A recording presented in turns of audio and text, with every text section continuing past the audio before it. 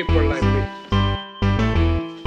You need people like me so you can point your f***ing fingers and say, that's the bad guy. The undisputed super featherweight champion of the world, Alycia Baumgardner. That's the bad guy. That's the bad guy. That's the bad guy. That's the bad guy.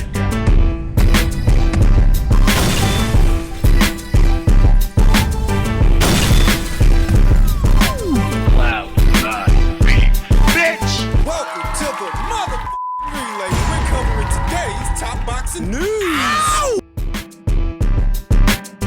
Okay, we'll start with this. The latest from what still is the super featherweight division's undisputed champion, Alycia Baumgardner, who said, I wanted to fight in August. Now it's another month.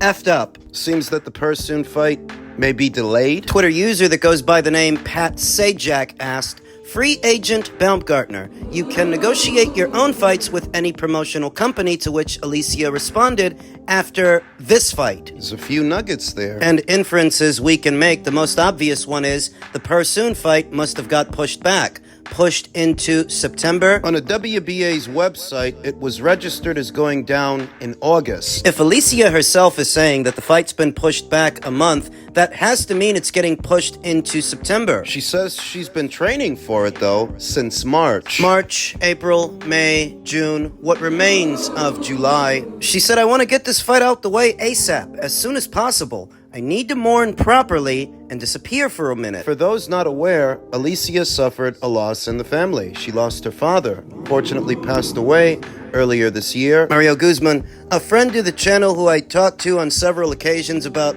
all things boxing. He was a good guy, proud father. And Alycia wants the time to properly mourn his passing. She's been all tied up with this thing, this Persoon fight. She wants to disappear afterwards. But it feels like in many ways she has disappeared. I think it's already been a year since the Cristina Linardatu fight and that entire anti-doping fiasco started. And that matter is settled. It's done. If Alycia's been out for something like a year and counting, it's not because she was suspended. She was never actually suspended. She still isn't. And yet we haven't seen her. That even though the Michigan Unarmed Combat Commission never actually suspended her, she still ended up losing a lot of time. A lot of time on this Delphine Persoon fight that I guess now has been moved from August into September. The Global Combat Collective LLC beat out Matchroom for the rights to the fight at the purse bid back there in March. Still a lot we don't know. When is the fight going down? When specifically? Where? Who's the broadcast partner? Who's going to air the fight? Where do we watch it? Been all through that. Alycia stated that after this upcoming Delphine Persoon fight, she will be a free agent, free to go wherever she wants to go and work with whoever she wants to work with. I guess she plans on leaving Matchroom. Why would she want to do that? I'm not completely sure what her reasoning is. Could be money, something else, not sure. Where would she go? That's the better question, because to date, nobody in the American scene, nobody quite like Matchroom, is making the same investment into women's boxing and women boxers that Matchroom is making. I mean, nobody, not Top Rank. They only have 2 female fighters under contract. Alycia Estrada and Michaela Mayer, who they have effectively outsourced, and they don't stage as many women bouts on the ESPN platform as Matchroom, nowhere near. Would Top Rank be a good fit for Alycia? I don't know. Like I said, they don't stage that many women's bouts, and their commitment to growing the sport is not akin to Matchroom's. Golden Boy? Yeah, Golden Boy Promotions does have 1 or 2 female fighters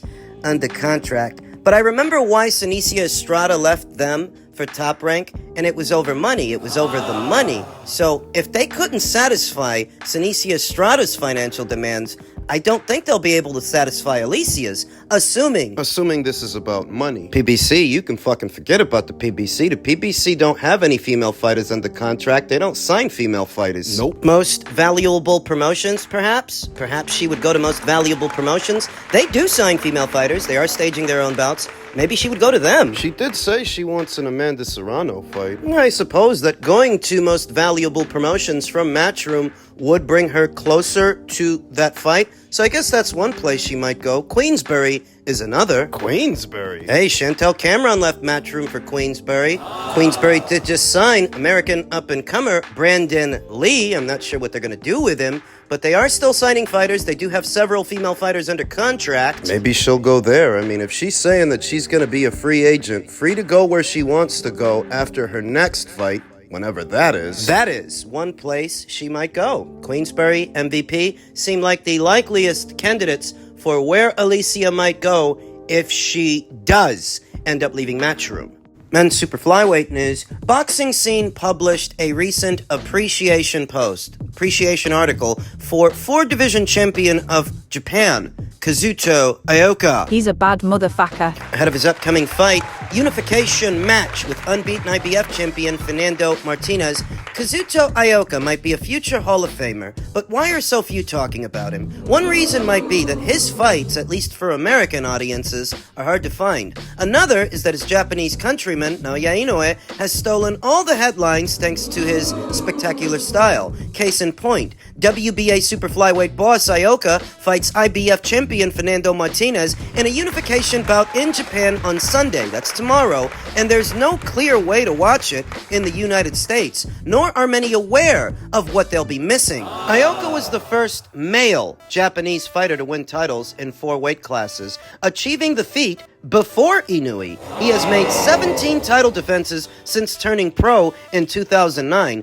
an incredible number, even by 4-belt era standards. Yet he remains the forgotten man of his era. He deserves better. He's a fast starter with a deadly second wind. He can certainly bang, but his style doesn't fit the 60-second highlight reel adored by the TikTok generation. It certainly requires knowledge to appreciate his craft. Add to it, Ioka has always been in someone else's shadow. First it was Chocolatito Gonzalez, then Juan Francisco Estrada, now Bam Rodriguez. That he's never landed a fight with a big-name fighter in the lower weights has affected his status. No question. You mean a big name to Americans, because if you survey Kazuto Ioka's resume with knowledge of the landscape, he has fought solid fighters, several solid fighters. Bam Rodriguez's brother, Joshua Franco, one among them. Ioka faces a tough challenge this weekend in Martinez, 16-0 with 9 KOs. An Argentine slugger who twice defeated previous IBF champion Gervonta Ancajas. Once again, the fight will likely not be available live to a global audience. Martinez offers similar risks, but lacks the draw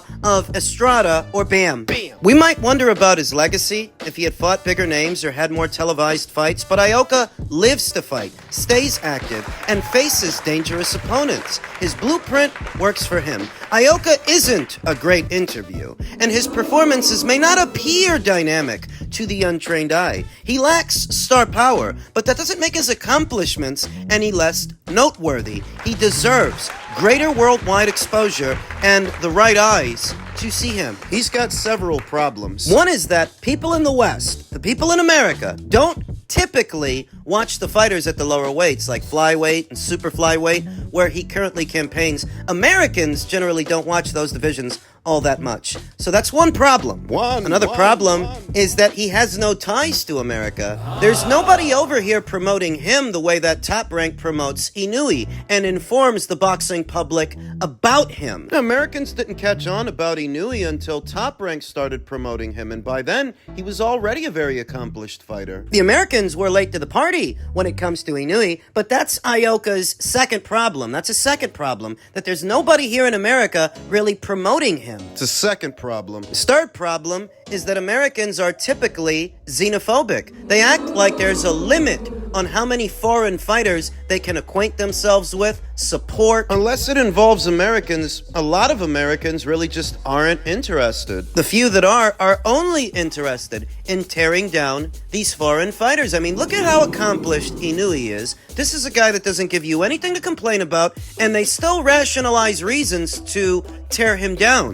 It was the same for Usyk. After unifying the cruiserweight division in spectacular fashion, I would say, dominant fashion, he did it quickly. All they had to say was, there's nothing but bums at cruiserweight, and he didn't fight nobody. They were blasé about his whole career, blasé about the fighter, up until he smacked around Tyson Fury, up and down the ring, from pillar to post, and made them eat their words. He reminded you You guys don't know shit about boxing. I don't understand how so many blithering idiots could be so condescending. Welcome to America, Siri, because that's the way it is. And that's a part of Kazuto Ioka's problem. So he's going to be fighting Fernando Martinez, unbeaten IBF champion of Argentina, 32 years old, to Kazuto, who's 35. Kazuto is a little older than Fernando Martinez, but he's also more active. Kazuto fought 2 times last year, once in June, then again in December, so he ain't got no ring rust to shake off, where Fernando Martinez, he does. He hasn't fought since June of last year. And that's the only fight Fernando had last year. Fernando is best described as a slugger, a mauler, and a brawler. Not dissimilar from Luis Lopez at 126. Fernando's kind of like that. Just smaller, and from Argentina. He's not a textbook boxer, not necessarily a fundamentally sound fighter, so much as an athletic fighter that uses that athleticism to get off his punches, whereas Kazuto is more textbook and more cerebral. This is where Kazuto differs from the would-be 4 kings at super flyweight, where most of those guys are volume punchers and very strong punchers. Kazuto is more cerebral and more patient. He's strong too. Just ask Kosei Tanaka. He beat the hell out of Kosei Tanaka, and he did it by being patient, catching and shooting out of the high guard, mid-range to inside. Don't confuse Kazuto with being boring or being careful. He's a mid-range to inside fighter, a hooker. A counterpuncher. That is the stylistic matchup we'll see this Sunday. The boxer versus the puncher, with Kazuto being a boxer and Fernando being a puncher. I feel that stylistically, this fight is going to look like the Joshua Franco fight, with the difference being that Fernando is not actually as big as Joshua Franco. He doesn't have as much size. In fact, he's actually shorter than Kazuto. He's gonna come right at him. So even though Kazuto is a couple of years older than Fernando, he's got some things working for him. His style, and that he's seen more fighters like Fernando than Fernando has seen fighters like Kazuto. Experience. Kazuto has activity on his side and experience on his side. But this assignment is not that different from when he faced Kosei Tanaka, when he faced Joshua Franco. He's seen fighters like this before. He's got activity on his side, that he has been active. Stylistically, he's got the right style for the job. He's got experience, and he's got home field advantage. I like Kazuto Ioka to win on points. I don't rule out a knockout. It's just that Fernando's never been knocked out. He's an unbeaten fighter, and he's an Argentinian slugger. Argentinians are characteristically tough nuts to crack. They're very tough people. Tough as a fat girl's 5 o'clock shadow in her litter box, pussy, pussy, pussy. What? Argentinians are tough, so I don't know that Kazuto knocks him out. Maybe he knocks him down, catching and shooting out of the high guard, showing the cleaner, clearer work in the process, hard punches. Kazuto on points is my pick. Based on those aforementioned factors in tandem with Fernando's inactivity, that he hasn't fought in a year. Kazuto on points is my pick. It's just unfortunate that neither DAZN or ESPN or any American broadcaster picked this fight up, because it's going to be a good one. Kazuto's not in boring fights. I like him to win. Finally, in men's lightweight news, a stark warning from Gervonta Davis, who promises to beat rival Vasyl Lomachenko so bad, his father, Anatoly, will cry. Big man now that he's lost 1 or 2 more fights and he's gotten older. Big man now that you've avoided him for 7 years, waiting for him to slow down. I don't know that there's an adequate word that encapsulates my disgust for this kind of cowardice. He's a coward. So are his fans. As one of the most watchable fighters in the sport, According to Kerr Ferguson, who wrote this article, there's a long queue to face him. He is happy to entertain these challengers, particularly in the ways of trash talk. Davis is part of a group of young U.S. fighters thought to be the most exciting of a generation. Heaven Daney, Ryan Garcia, Shakur Stevenson, and Teofimo Lopez. when I hear those names in sequence, I can't help but think to myself, the bar is set exceptionally low for this generation. If Gervonta is the most watchable, I promise you, your father's gonna cry. What I'm gonna do to you, and that's on my dead homie, your best bet is to enjoy it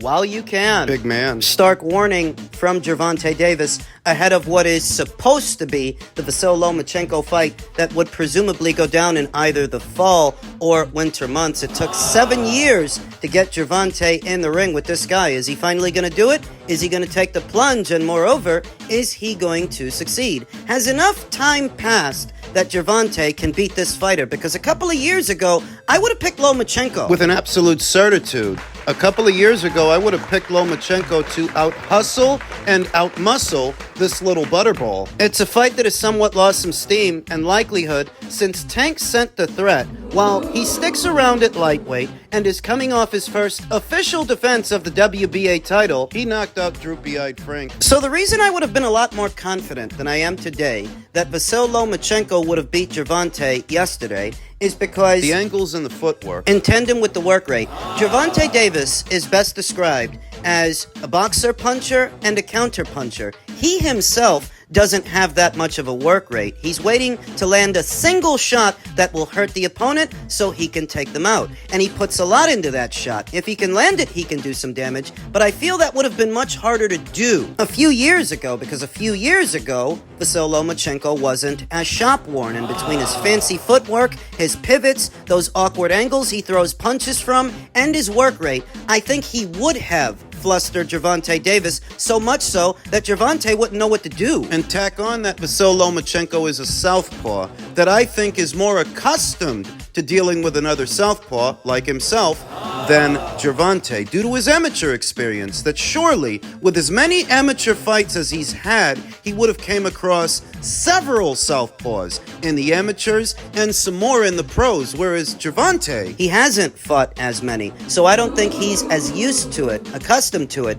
as Vasyl Lomachenko, that is, as accustomed to it as he would have been years ago. Years later, Vasyl Lomachenko has slowed down. He has lost a step. he's 36 going on 37. What do you expect? You don't give Bam this kind of shit for fighting Gallo, who's in his mid-30s too. Well, Bam didn't wait 7 years to fight him. If he had, that would be a different story. I'd be singing a different tune. But Bam didn't hang back and wait 7 years. 7! He wasn't waiting for Gallo to slow down like Tank has been waiting for Loma to slow down. That's the difference. So Gervonta Davis stands a better chance now of beating Vasyl Lomachenko than he did in previous years, and that's why all of a sudden he's poking out his chest, making threats, and he's willing to fight him because he knows he got older and he got slower. Thus, it may be easier to catch him in between the punches with a counter shot. Bitch. They really gonna make this fight?